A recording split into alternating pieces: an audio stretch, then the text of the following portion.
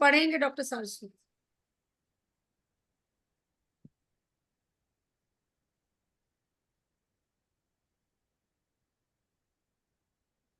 ये वाला पैराग्राफ हम लोग ने कल पढ़ा था, इसको फिर से एक बार मेरे ख्याल से पढ़ ले।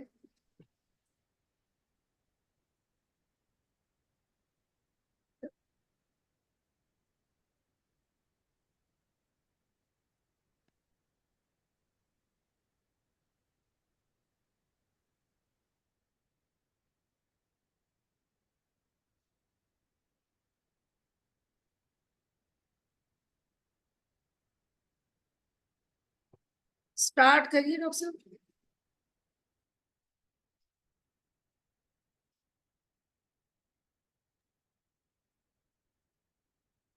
डॉक्टर साहब को शायद कुछ देर लग रही है, चलिए तब तक हम लोग एक नहीं, मैं पढ़ रहा हूँ, शुरू कर रहा हूँ।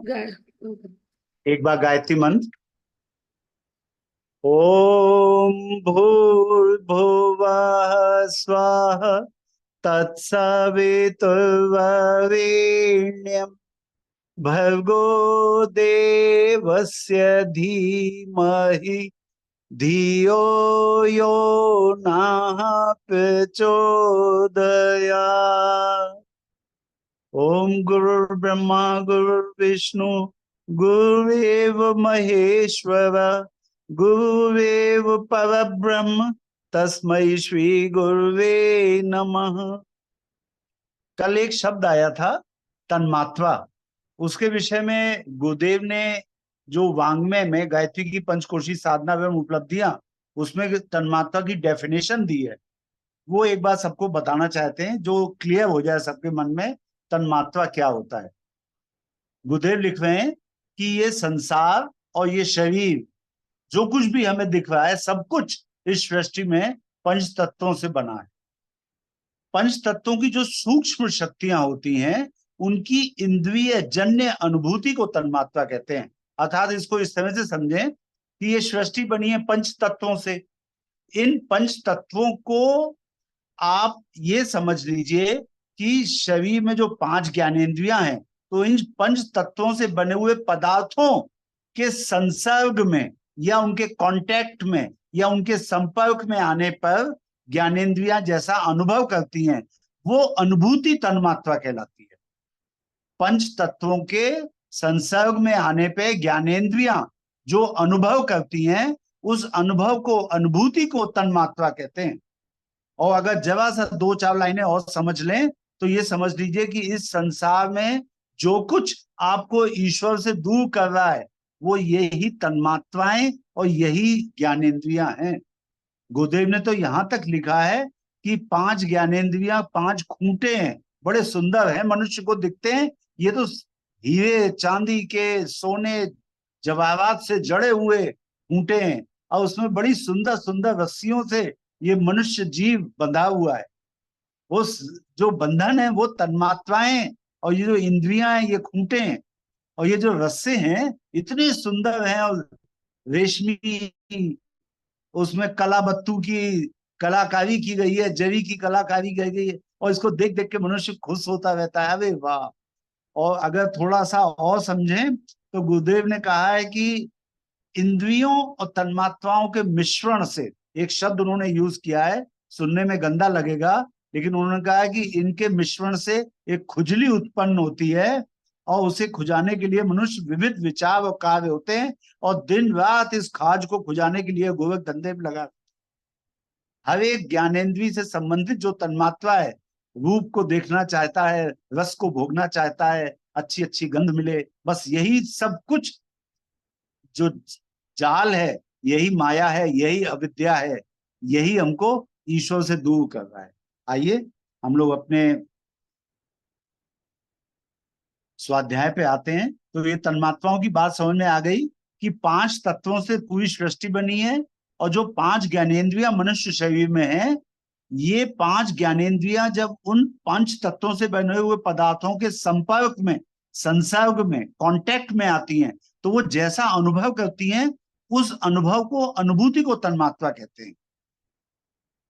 जैसे आंख अग्नि तत्व प्रधान ज्ञानेंद्रिय है, ये रूप के संपर्क में आती है, और इसकी तन्मात्रा रूप हुई। कान आकाश तत्व प्रधान ज्ञानेंद्रिय है, ये शब्द के संपर्क में आती है, इसकी तन्मात्रा शब्द हुई।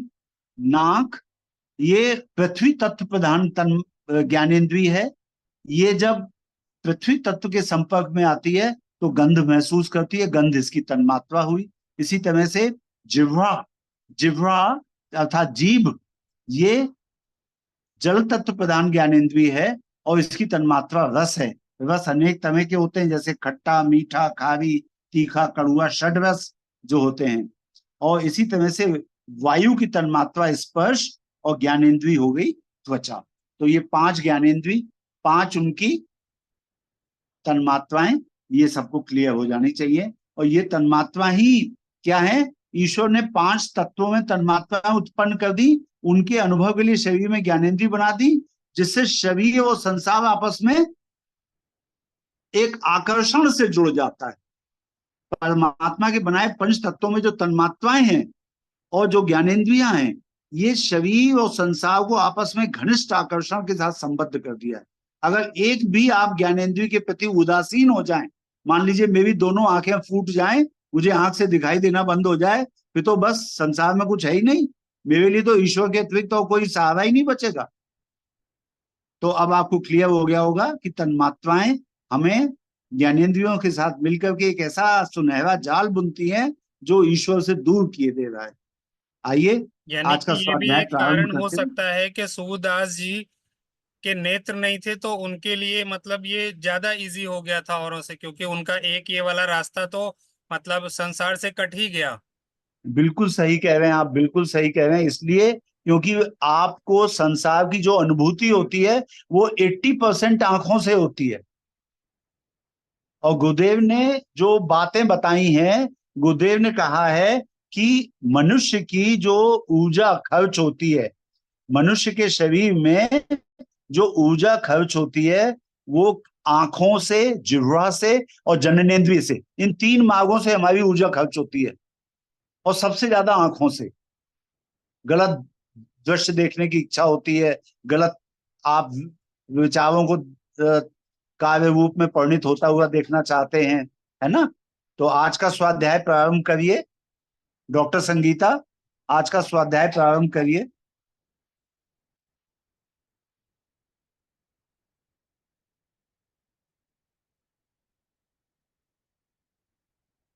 ईश्वर अंश जीव अविनाशी की उक्ति धर्म शास्त्रों में अनेक स्थानों पर लिखी पाई जाती है।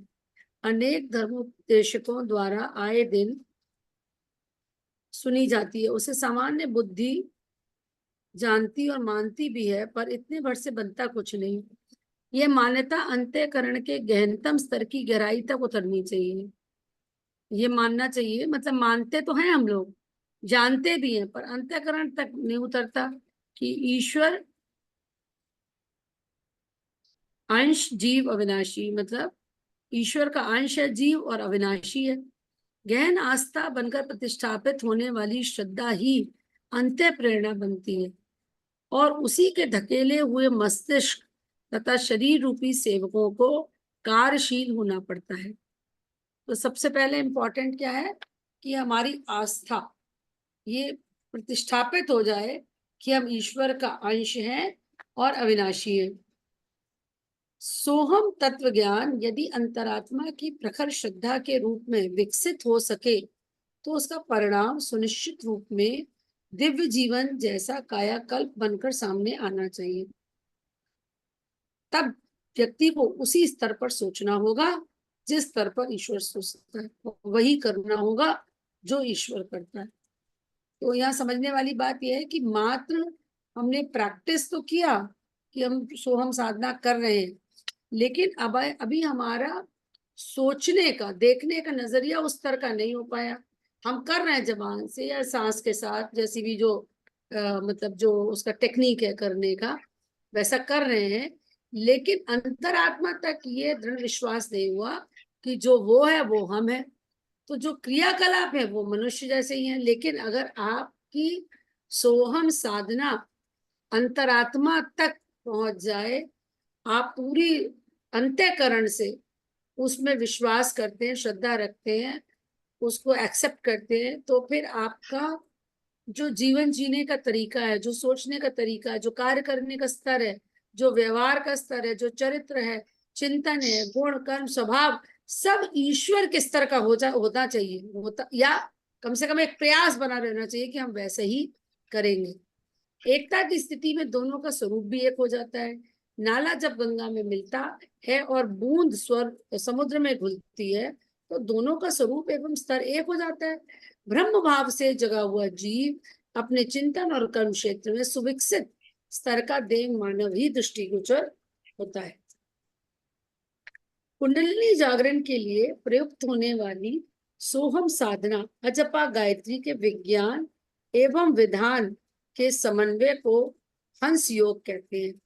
हंस योग साधना का महत्व और प्रतिफल बताते हुए योग विद्या के आचार्यों ने कहा है, सर्वेषु देहेषु व्यारतो वर्तते यथा व्याग्नि काष्ठेषु तिलेषु तैलमेव तम विदित्वा मृत्युम में मत्येति। हंसोपनिषद मंत्र 5। जिस प्रकार काष्ठ में अग्नि और तिलों में तेल रहता है, उसी प्रकार समस्त वेदों में हंस ब्रह्म रहता है। जो उसे जान लेता है सो मृत्यु से छूट जाता है। डॉक्टर साहब, यहाँ पर एक प्रिंटिंग मिस्टेक है। यहाँ पे लिखा है जिस उसी समस्त वेद, आप संस्कृत पढ़िए, सवेषु देहेषु व्याप्तो वर्तते, जिस तरह से सभी देहों में हंस विद्यमान रहता है, यथा अग्नि, जैसे अग्नि रहती है लकड़ी में, तिल में तेल रहता है। यही बात जब सब लोग जान लेते हैं कि समस्त मृत्यु के भय से छूट जाता है, तो यहाँ पे वेद नहीं देह होना चाहिए, सवेषु देहेषु। पढ़िए आप आगे। सोहम ध्वनि को सब निरंतर आपकी करते वैसे वॉइस क्रैक करने लग गई थी जब आप बोल रहे थे, हम लोगों तक वो वॉइस आ नहीं पाई थी। वैसे अच्छा, मैं ये कह रहा था कहने का आ भाव रही है। स्पष्ट हो गया था, क्योंकि सप्तमी विभक्ति देह की है, देवेशु यानी कि देहों में, हाँ यही हुआ ना। हाँ, सर्वेषु देहेषु, सभी देहों में हंस ब्रह्म रहता है। सोहम ध्वनि को निरंतर करते रहने से उसका एक शब्द चक्र बन जाता है। जो अच्छा, एक शब्द चक्र बन जाता है, जैसे राम राम राम राम राम राम, एक ऐसी साइकिल बन जाती है। सोहम हंस सोहम हंस सोहम हंस सोहम, तो वो हमसो भी हो जाता है। सोहम और हंसो एक सा हो जाएगा, जो उलटकर हंस सदृश प्रतिध्वनित होता है। इसी आधार पर उस साधना का एक नाम हंस योग भी रखा गया है। इसको पढ़िए डॉक्टर साहब। हंसो हंसो ये वाला पॉइंट एकदम क्लियर हो गया डॉक्टर साहब आपके पढ़ने से। जब हाँ, इस अध्याय को पहले करा था ना, तो इसका एक नाम जो है हंस योग भी हंस था, योग तो भी। ये पता चल हाँ गया कि क्यों इसका नाम हंस योग। हाँ, जैसे वाल्मीकि जी के बारे में कहा जाता है कि वो मरा मरा उनको रटने के लिए कहा गया, हालांकि गुरुदेव ने बाद में इसका खंडन किया है। उन्होंने कहा कि वाल्मीकि जी ने मरा मरा नहीं जपा, वाल्मीकि जी जो काम करते थे उसको उलट दिया उन्होंने। चोरी करते थे, संत बन गए। मरा मरा नहीं बोला उन्होंने, अपने किए जाने वाले काम का नेचर बदल दिया।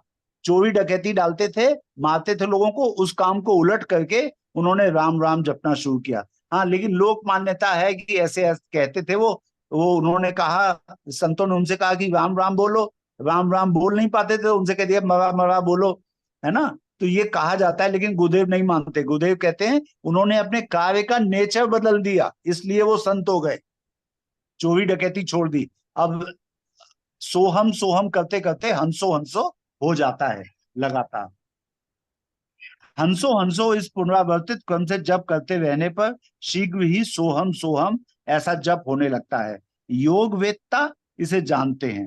हंसो हंसो मित्तेर पुनरावर्तन क्रमात् सोहम सोहम भवेन्नुमिति योग विदो विदुः अभ्यासानन्तरं कुर्यात् गच्छन् स्वपन्नपि चिंतनम हंस मंत्रस्य योग सिद्धिकरम परम। योग रसायन कहता है अभ्यास के अनंतर चलते बैठते और सोते समय भी हंस मंत्र का चिंतन। कल दीदी एक पूछ रही थी ना, क्या हम लोग चलते फिरते भी इसको कर सकते हैं? वही बात आ गई। योग रसायन पुस्तक में कहा गया है, कर इस सकते हैं। शास्त्र में कहा गया है, अभ्यास के अनंतर अर्थात चलते फिरते, जब आपको आदत पड़ जाए सोहम की, तो चलते बैठते सोते समय भी हंस मंत्र का चिंतन। सांस लेते समय सो, छोड़ते समय हम का चिंतन अभ्यास परम सिद्धिदायक है। इसे ही हंस, हंसो या सोहम मंत्र कहते हैं। जब मन उस हंस तत्व में लीन हो जाता है तो मन के संकल्प विकल्प समाप्त हो जाते हैं।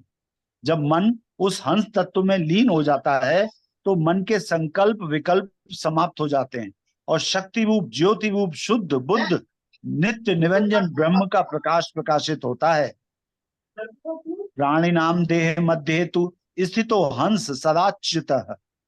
प्राणी नाम देह मध्य हेतु, प्राणियों की देह में भगवान हंस रूप में अवस्थित हैं। हंस ही परम सत्य है, हंस ही परम बल है। हंस एव परम सत्यम, हंस एव तु शक्तिकम, हंस एव परम वाक्यम, हंस एव तु वैदिकम।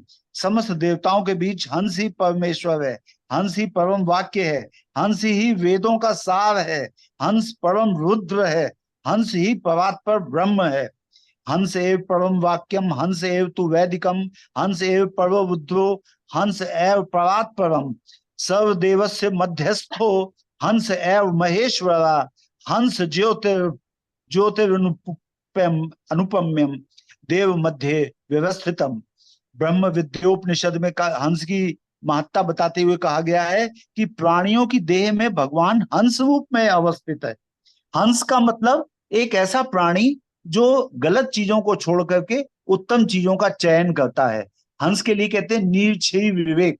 हंस का मतलब है, गुरुदेव ने हंस की व्याख्या करते हुए गायत्री महाविज्ञान में लिखा है, हंस का मतलब गायत्री माता हंस पर सवार है, मतलब गायत्री माता विवेक की देवी है। गायत्री माता जो सत्कर्म है उनको सपोर्ट करती हैं। गलत काम छोड़ करके सही काम करो, गलत विचार छोड़ करके सही विचार करो, यही सब बातें। गलत भावनाओं को छोड़ करके, दुर्भावनाओं को छोड़ करके सद्भावनाओं को अपनाओ। सद्भावनाओं, सत्कर्मों, सद्विचारों की देवी है माँ गायत्री, अर्थात उनमें ये विवेक है कि क्या सही क्या गलत। हंस जैसे निर्क्षी विवेक कहते हैं ना, पानी का पानी और दूध का दूध कर देता है, वो हंस केवल मोती चुगता है, अर्थात हंस उचित का चयन करता है। समस्त देवों के बीच हंस अनुपम ज्योति बनकर विद्यमान है, अर्थात सोहम साधना करने से सबसे पहले हमारे अंदर विवेक आएगा। सदा तन्मयता पूर्वक हंस मंत्र का जप निर्मल प्रकाश का ध्यान करते हुए करना चाहिए। अब यहाँ पे एक और पॉइंट मिल गया हम लोगों को कि जब भी हम सोहम साधना करें तो एक तो तन्मयता पूर्वक। तन्मय शब्द का मतलब होता है कि आपका मन वही हो जो आप कर्म कर रहे हैं। आप अगर जप कर रहे हैं, सोहम साधना कर रहे हैं, तो आपका मन भी वहीं पे हो। ये नहीं कि सोहम सोहम तो कर रहे हैं, मन कहीं और घूम रहा है। तन्मयता पूर्वक हंस मंत्र का जप निर्मल प्रकाश का ध्यान करते हुए करना चाहिए। और आगे हमको बताया जाएगा अभी इसी अध्याय में, इसी स्वाध्याय में, कि जब हम सोहम साधना करें तो सो के साथ प्राण शक्ति को अपने अंदर खींचें और भावना करें कि ईश्वर में जो गुण हैं वो हमारे अंदर आ रहे हैं। और हम का मतलब जो हम सांस बाहर निकाल रहे हैं, तो उसके साथ साथ अपने गंदे विचारों को, गंदी भावनाओं को, दुर्भावनाओं को, दुर्विचारों को और गलत काम करने की जो वृत्तियां हैं उनको हम बाहर निकाल दें। नभस्थम निष्कलम ध्यात्वा मुच्यते भवबंधनात्, अनाहत ध्वनि युतम हंसम यो वेद वेदगतम। जो हृदय में अवस्थित अनाहत ध्वनि सहित प्रकाशवान चिदानंद हंस तत्व को जानता है, सो हंस ही कहा जाता है। ये तो बड़ी सीधी सी बात है। आप सोहम साधना करें और निर्मल प्रकाश का ध्यान करें, सद्गुणों का ध्यान करें और ये भावना करें, जो कि आगे बताएंगे गुरुदेव हमको, सोहम के साथ साथ ये भावना करें कि ईश्वरीय गुण अंदर आ रहे हैं और काम क्रोध लोभ मोह मद मत्सर जितने दुर्गुण हैं, जो षड्विपु है, वो बाहर निकल रहे हैं। तो होगा क्या? नभस्थम निष्कलम ध्यात्वा मुच्यते भव बंधनात्, अनाहत ध्वनि युतम हंसम यो वेद हृदयगतम।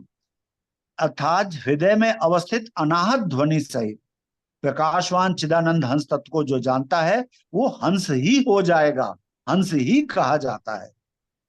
स्वप्रकाश चिदानंदम स हंसम इति गीयते नाभिकंदे समो कृत्वा प्राणापानो समाहिता मस्तक मृता स्वादम पीत्वा ध्यानेन साधवम हंस विद्यामृते लोके नास्ति नित्य साधनम।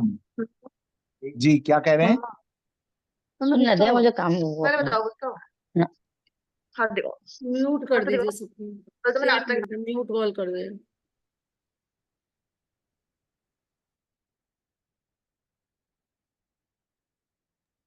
डॉक्टर साहब आपने अपना म्यूट कर दिया। नहीं डॉक्टर साहब ने नहीं किया, मैंने म्यूट ऑल कर दिया। डॉक्टर साहब अनम्यूट कर लीजिए, हाँ कर दिया मैंने। डिस्टरबेंस हो रहा था वो। हाँ, जो हृदय में अवस्थित अनाहत ध्वनि सहित प्रकाशवान चिदानंद हंस तत्व को जानता है सो हंस ही कहा जाता है, अर्थात हंस हो जाता है। जो अमृत से अभिसिंचन करते हुए हंस तत्व का जप करता है उसे सिद्धियों और विभूतियों की प्राप्ति होती है। इस संसार में हंस विद्या के समान और कोई साधन नहीं है। हंस विद्यामृते लोके नास्ति नित्य तत्व साधनम यो ददाति महाविद्याम हंसाख्यम परमेश्वरीम। इस संसार में हंस विद्या के समान और कोई साधन नहीं। इस महाविद्या को देने वाला ज्ञानी सब प्रकार सेवा करने योग्य है, अर्थात जो गुरु आपको सोहम साधना के विषय में बताए वो सब प्रकार से सेवनीय है।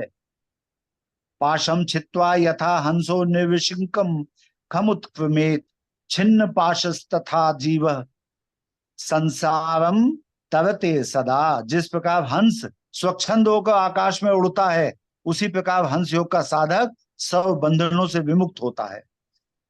हाँ, और स अक्षरों की पृथक पृथक विवेचना भी शास्त्रकारों ने अनेक प्रकार से की है। इन अक्षरों से कई प्रकार के अर्थ निकलते हैं और दोनों के योग से साधक को एक उपयुक्त धारा मिलती है। तो अभी जो हम लोगों ने पढ़े मंत्र, उनसे हमें कई बातें पता चली। पहली बात तो ये कि हंस के बारे में अनेक जगहों पर ब्रह्म विद्या उपनिषद में लिखा है कि प्रत्येक प्राणी की देह में भगवान हंस रूप में अवस्थित है। हंस अर्थात विवेक, हंस अर्थात सद्विवेक, हंस अर्थात सद्भावनाओं, सत्कर्मों और सद्विचारों का समुच्चय। और समस्त देवताओं के बीच हंस ही परमेश्वर है, हंस ही परम वाक्य है, हंस वेदों का सार है। गुरुदेव ने एक जगह गायत्री महाविज्ञान में जब गायत्री मंत्र के बारे में विस्तार से लिखा तो उन्होंने कहा, एक ऋषि ने दूसरे ऋषि से पूछा जब ये समस्त सृष्टि समाप्त हो जाएगी तो क्या बचेगा? उस ऋषि ने एक शब्द बोला, विवेक। क्या बचेगा? विवेक।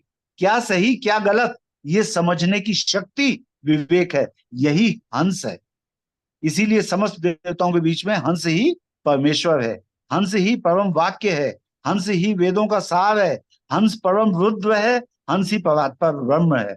हमें करना क्या चाहिए? सदा तन्मयता पूर्वक हंस मंत्र का जप निर्मल प्रकाश का ध्यान करते हुए करना चाहिए, निर्मल प्रकाश का ध्यान। ठीक है, अब आइए आगे पढ़ते हैं हम लोग। हकारो निगमो प्रोक्तः सकारेण प्रवेशनम। श्वास के निकलने में हकार, सांस बाहर निकालते समय ह और प्रविष्ट करने में सकार होता है। हकार श्री रूप और सकार शक्ति रूप है। जब आप सांस लेते हैं तो शक्ति अंदर प्रवेश करती है। ये जो प्राण शक्ति है ये चेतन शक्ति है। गुरुदेव ने प्राण के विषय में बात करते हुए लिखा है, ये अर्ध चेतन स्तर की एक संकल्प शक्ति की तरह की एक चेतन शक्ति है और यही हमको जीवित रखती है।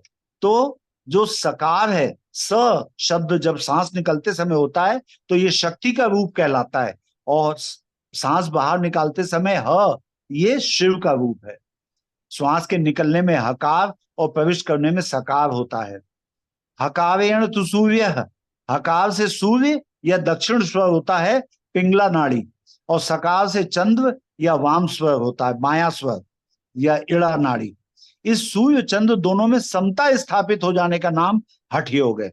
हठ योग में क्या करते हैं हम लोग? हठ योग में हम लोग सांस लेते समय इड़ा, पिंगला, सुषुम्ना नाड़ियों पर ध्यान देते हैं। उनके अनेक अनेक तरह के प्राणायाम की विधियां हैं और सूर्य और चंद्र नाड़ी दोनों में समता स्थापित करते हैं।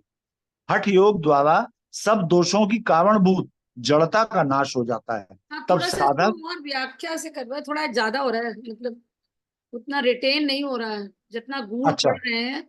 उसको या तो थोड़ा वन स्टेप स्टेप करके लीजिए, इतना संस्कृत और वो अच्छा, तो यहाँ पे मेन थोड़ा फिर बात जो से। अभी हम लोग, एक तो मेन बात जो ये बताई गुरुदेव ने अनेक शास्त्रों का उदाहरण देते हुए, कि पहली बात तो ये कही कि सोहम सोहम साधना करते करते वो हंसो हंसो जैसी ध्वनि आती है, इसलिए इसे हंस योग कहते हैं। नंबर एक बात।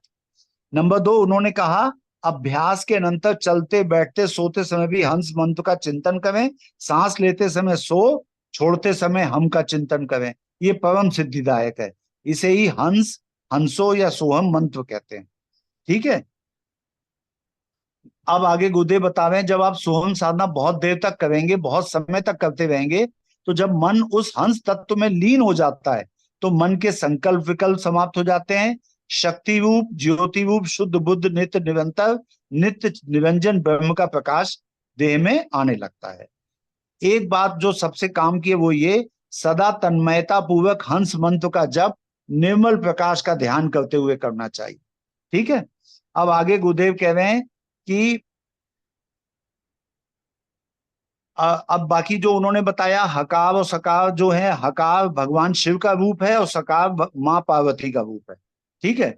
ये भी आपको अगर नहीं याद हो तो बस इतना याद कर लें कि जीवात्मा कहीं भूल ना जाए कि परमात्मा का ही अंश है। इसलिए ईश्वर ने, परमात्मा ने बनाया हम लोगों को, और हमारे शरीर में सांस लेने का जो सिस्टम फिट कर दिया, उससे एक अजपा जप हो रहा है हर समय। एक व्यक्ति 1 मिनट में 14 बार लगभग सांस लेता है, और इसके द्वारा ये संख्या औसतन 24 घंटे में 21,600 हो जाती है।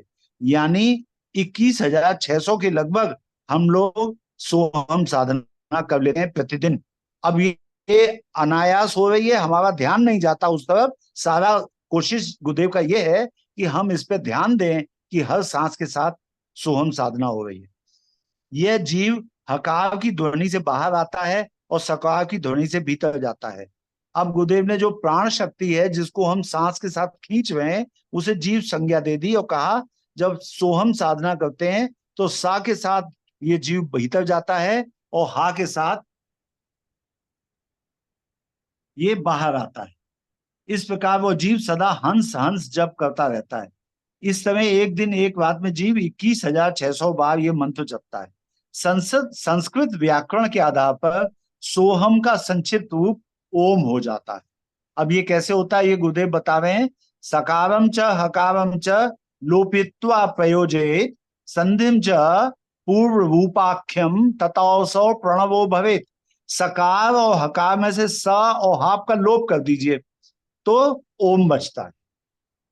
सोहम में से स और ह का लोप कर दें तो ओम बचेगा केवल। ये संस्कृत की डॉक्टर साहब संधि करने शायद के नियम है। शायद यहाँ पे लोगों को ये समझने में कठिनाई हो रही है। आदरणीय डॉक्टर साहब के भाव से जैसे पता चल रहा है कि सकार और हकार, शायद हाँ, ये समझने में देखिए डॉक्टर साहब ऐसा है। दिक्कत हो रही है क्या? नहीं, एक ऐसा तो नहीं। अच्छा। एक तो ये ओवरऑल बात इट इज समझ लीजिए। क्वाइट डीप, और उसको थोड़ा सा और स्टेप वाइज लेना चाहिए। अच्छा, एक बात ये समझ लीजिए, हिंदी के जितने भी अक्षर हैं उनको हम लोग कार शब्द लगा के पढ़ते हैं। जैसे म को मकार कहेंगे, स को सकार कहेंगे, है ना। इस तरह से ह को हकार कहेंगे। तो सोहम पद में दो हैं, स और ह। सो हम, तो सोहम पद में सकार मतलब स और हकार मतलब ह अक्षर का लोप कर दिया, तो संधि करने पर वो ओम हो जाता है। सोहम में से सा हटा दीजिए और हा हटा दीजिए तो ओम बचा केवल। यही बात बता रहे हैं गुरुदेव। सोहम पद में स और ह का लोप करके संधि योजना करके वह प्रणव अर्थात ओंकार रूप हो जाता है। हंस योग के अभ्यास का असाधारण महत्व है। उसे कुंडलिनी जागरण साधना का तो एक अंग ही माना गया है। गुरुदेव आगे बता रहे हैं कि कुंडलिनी शक्ति जो है वो आत्म क्षेत्र में हंसारूढ़ होकर विचरती है। अब हम संस्कृत वाला पार्ट नहीं पढ़ेंगे, उससे लोगों को दिक्कत हो रही होगी, कठिन लग रहा होगा। ठीक है, हिंदी वाला पार्ट पढ़ते हैं केवल। गायत्री का वाहन हंस कहा गया है। यह पक्षी विशेष ना होकर हंस योग ही समझा जाना चाहिए। यूं हंस पक्षी में भी स्वच्छता, धवलता, नीरछी विवेक युक्त आहार विशेषताओं की ओर इंगित करते हुए निर्मल जीवन, सत असत निर्धारण, वही बात आ गई, विवेक, क्या सही क्या गलत, सत असत का निर्धारण, स्वच्छता, हंस जो है साफ सुथरा रहता है, एकदम सफेद है, धवल है, नीरछी विवेक, ऐसी मान्यता है कि हंस के सामने नीर माने पानी और क्षीर माने दूध रख दो तो वो दूध और पानी को अलग अलग कर लेता है। ये विवेक है उसके अंदर। तो हंस का मतलब विवेक, हंस का मतलब सही गलत का निर्धारण करने वाली एक आपकी शक्ति और नीति युक्त उपलब्धियों को ही अंगीकार किया जाना जैसी उत्कृष्टताओं का प्रतीक माना गया है। किंतु तात्विक दृष्टि से गायत्री से हंसवादिता होना, उसकी प्राप्ति के लिए हंस योग की, सोहम की साधना का निर्देश माने जाना ही उचित है। गुरुदेव बता रहे हैं यहाँ पर कि गायत्री का वाहन हंस है। हंस जो है कोई पक्षी विशेष नहीं है। ऐसे मान के चलिए जैसे माँ दुर्गा का वाहन शेर है, तो ये उनकी शक्ति का प्रतीक है। शेर को कौन कब्जे में कर सकता है? शेर पे कौन सवारी कर सकता है? शेर पे सवारी गांठने का मतलब ऐसा व्यक्तित्व जो शक्ति का पर्याय हो, ऐसा व्यक्तित्व जो शक्ति का स्रोत हो, जो शक्ति की स्वामिनी होगी, वही तो सिंह की सवारी करेगी। तो विवेक की सवारी गायत्री माँ करती हैं, जो हंस की सवारी करती है। अर्थात क्या सही क्या गलत जीवन में ये निर्धारण करने की क्षमता आ जाए तो हम गायत्री के उपासक कहलाएंगे।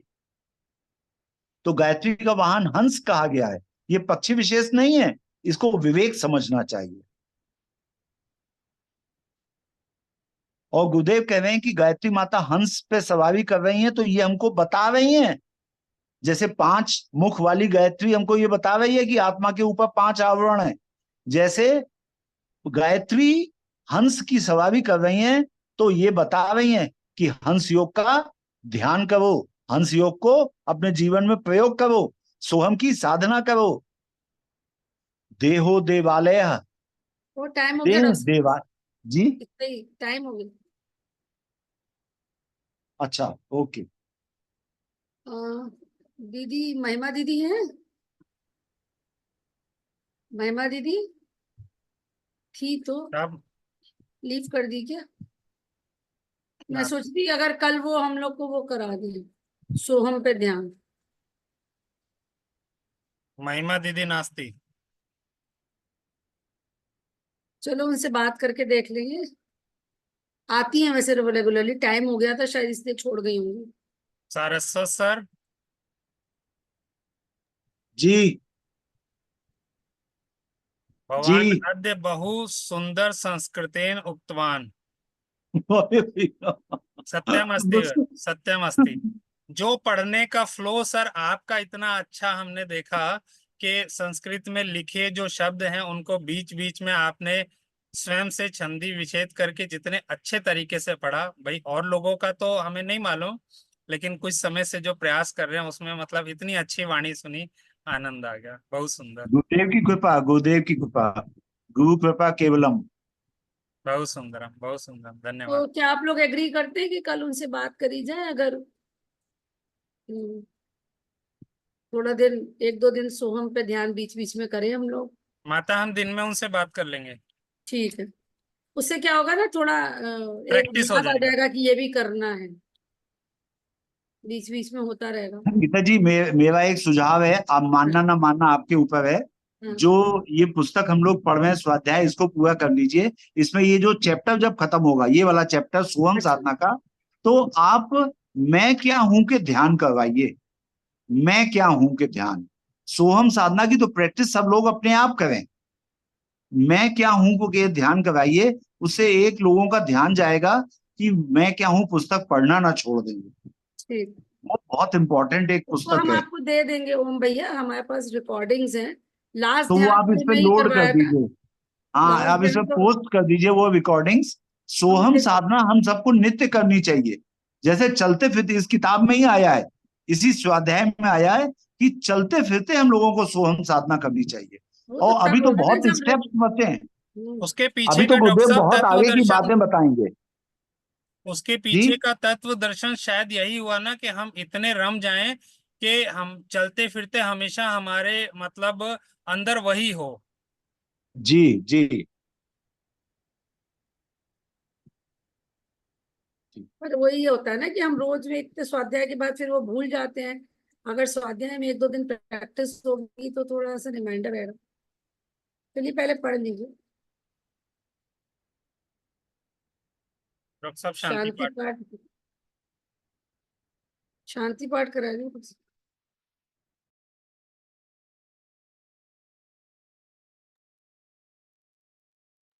ओम द्यो शांति अंतरिक्ष गुम शांति पृथ्वी शांतिराप शांतिरोषधय शांति वनस्पतय शांतिर्विश्वे देवा शांति ब्रह्म शांति सर्वगुम शांति शांतिरेव शांति सामा शांतिरेधि।